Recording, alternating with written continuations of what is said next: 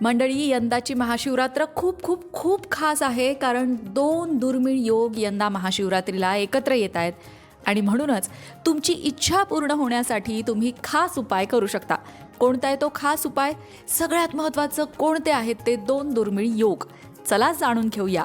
यंदाची महाशिवरात्र केवळ धार्मिक सण म्हणून नाही, तर सर्वार्थसिद्धी आणि अमृतसिद्धी यांसारख्या दुर्मिळ योगांच्या संयोगामुळे आध्यात्मिक दृष्टीने अत्यंत शक्तिशाली ठरणार आहे.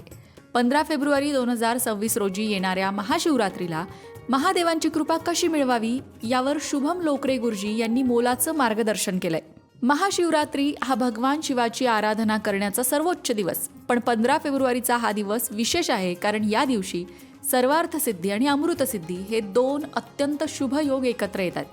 ज्योतिषशास्त्रात हे योग कोणतेही कार्य सिद्ध करण्यासाठी आणि मनोकामना पूर्तीसाठी सर्वोत्तम मानले जातात.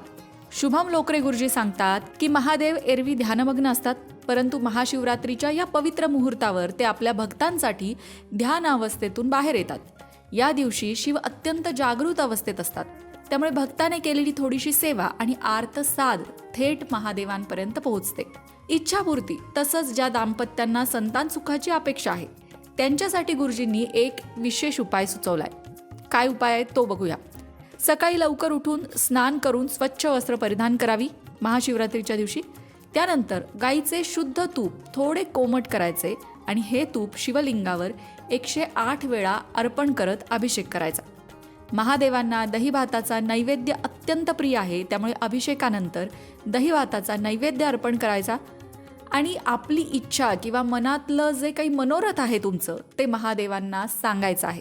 तर मंडळी, या प्रकारे तुम्ही महाशिवरात्रीला उपाय करू शकता, जेणेकरून तुमची इच्छा पूर्ण होईल. याशिवाय दिवसभराची साधना कशी करायची आहे, तर महाशिवरात्रीचा संपूर्ण दिवस उपवास करावा, कपाळी भस्म लावावे जे शिवशंकरांना अत्यंत प्रिय आहे आणि वैराग्याचं प्रतीक आहे. दिवसभर ओम नमः शिवाय या मंत्राचा जप करावा, भगवान शिवशंकरांचं चिंतन करावं. यंदा महाशिवरात्रीची पूजा करण्यासाठी निशिथ काल काय असणार आहे? नक्की निशिथ काल म्हणजे काय असतं? महादेवांच्या पूजेत त्या काळाला महत्त्व का आहे?